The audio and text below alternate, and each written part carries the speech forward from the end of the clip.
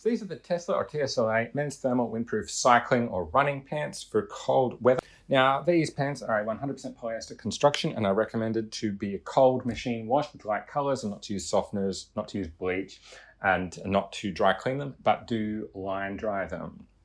Now, they do have reflective strips around the lower sides of the legs, and also that TSLA logo on the left thigh is reflective. And the lower parts of the legs have zippers as well, so that you can adjust the feel and fit of those. I like this little green stitching detail here, as well as the black stitching elsewhere. And there is a zip-up pocket on both sides, which is big enough to fit an iPhone 12 or 13, and shouldn't have any issue with the bigger sizes either.